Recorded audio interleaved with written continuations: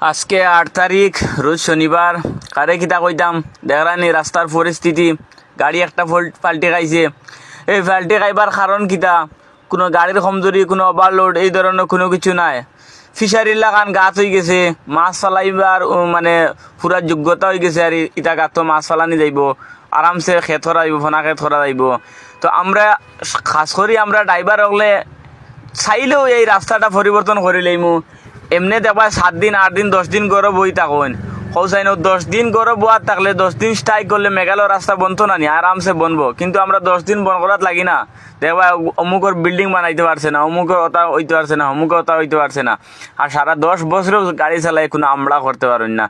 10 দিন বন্ধ করলেও গাড়ি রাস্তা বানাই লিব। মিজোরাম 5,000 কোটি টাকা খরচ করিয়া যখন বানাইতে পারে রেল লাইন, সেই 1,000 কোটি টাকা খরচ করলে মেঘালয় লাইন সোনার লাগান বানাই দিল। চাইলেও আমরা বদলাইতে পারবো মেঘালয়ের রাস্তা।